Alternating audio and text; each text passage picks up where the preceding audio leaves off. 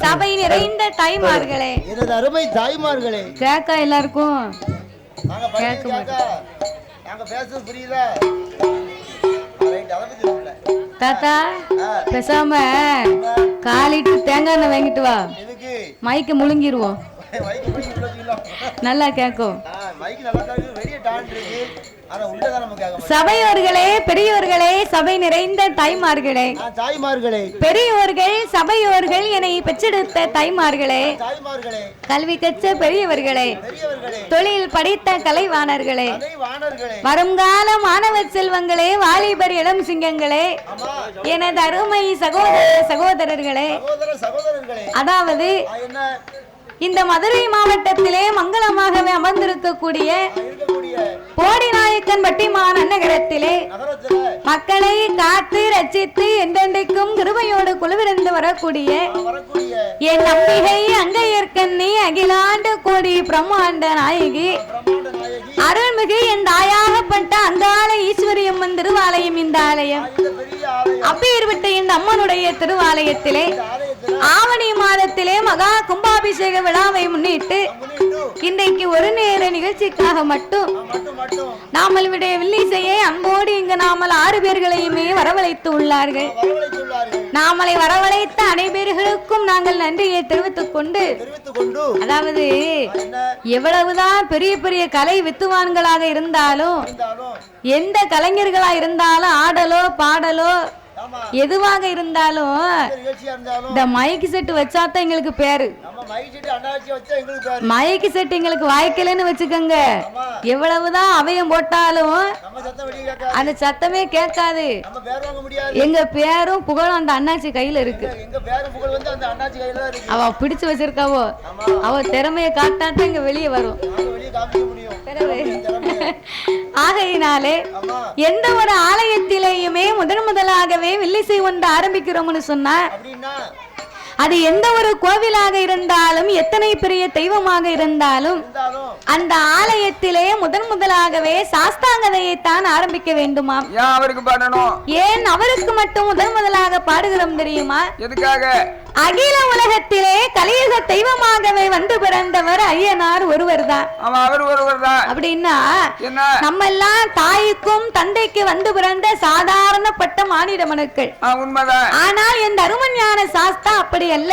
எப்படியோ அரிக்கும் சிவனுக்கும் சரி, ஆணுக்கும் ஆணுக்கும் அப்பாவுக்கும் பிறந்த பிள்ளை.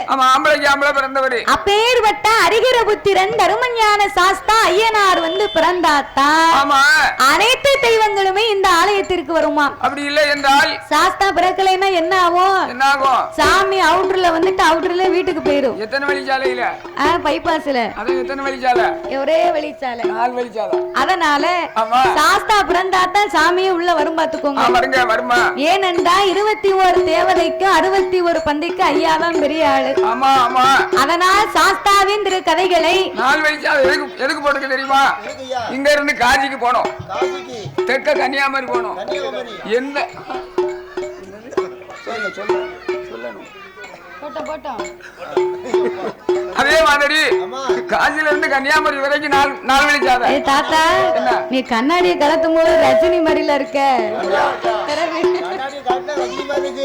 கண்ணாடியை போட்டா எம்ஜிஆர் மாதிரி இருக்கு.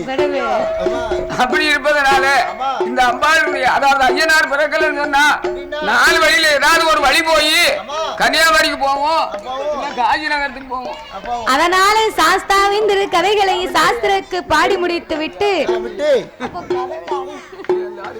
சாஸ்திரத்திற்கு 4 வார்த்தையில் பிறவி செய்து விட்டு சக்தி கொண்டு கொலுவிருக்கக்கூடிய இந்த அங்காள ஈஸ்வரி அம்மனின் திருப்புகளையே நாங்கள் பாட இருக்கிறோம். பாடும் பாட்டிலே பலது குச்சங்கள் இருந்தாலும் சொல் குச்சங்கள், இசை குச்சங்கள், கதை குச்சங்கள். எங்கள் கதையிலே பொருள் குச்சங்கள். சாரீர குச்சம் குறை இருந்தாலும், சரீர குச்சம் குறை இருந்தாலும், சாரீர குச்சம்னா ஓய்வில்லாத உழைப்பு. முந்தா நாள் திசைன் விலையில பாடணும், திருச்செந்தூர் பக்கத்துல. நேத்து சிவகங்கையில முடிச்சிட்டு தான் உங்க ஊருக்கு வந்திருக்கோம். காலையில வரக்கே நேரமாயி போச்சு. அதனால ஓய்வில்லாத உழைப்பு, சாரீர குச்சம்குறை கூடுமான மட்டும் இருக்காது. ஒருவேளை இருந்தா சரீர குச்சம்குறை இருந்தாலும், எங்கள் ஆட்கள் அடி தாளங்களில் ஒரு குறைகள் இருந்தாலும், முன் சொல் பின்னால் இருக்கலாம், பின் சொல் முன்னால் இருக்கலாம்.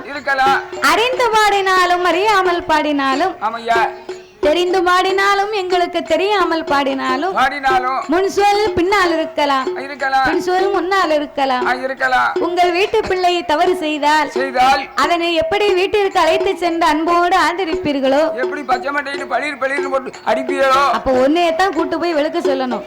வீட்டுல தாத்தாவை கூட்டு போங்க. வீட்டுல பிள்ளைகளை சாட்டை பண்ணிச்சு கொஞ்சம் செய்வாங்க.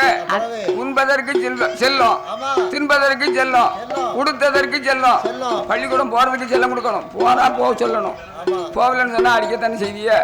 அது மாதிரி நம்மளும் ஒழுங்கா நடக்கலன்னு சொன்னா யார் கொடுத்துக்காரர் அடிப்பாங்க. நல்ல பிள்ளைய என்னைக்குமே அடிக்க மாட்டாங்க, சேட்டை பண்ணாத்தானே அடிப்பாங்க. ஆமா, நாங்க சேட்டையும் பண்ண மாட்டோம். சரி, நீங்க அடிக்கணும்னு அவசியமும் இருக்காது. அதான் ஒருவேளை கோவம் வந்தா தாத்தா கூட்டு போங்க.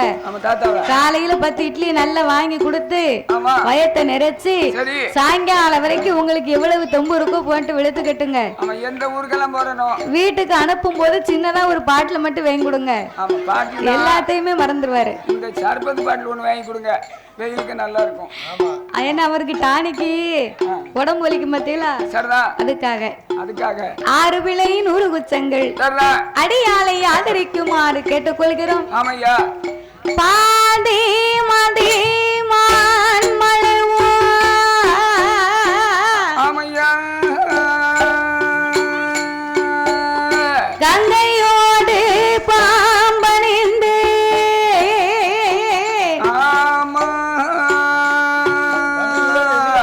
பார்வதியை மனம் புரிந்த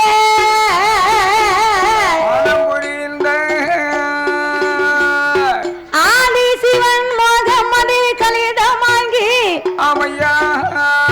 அச்சுதன் என் பெருமான் இருவரத்தினால் ஏந்த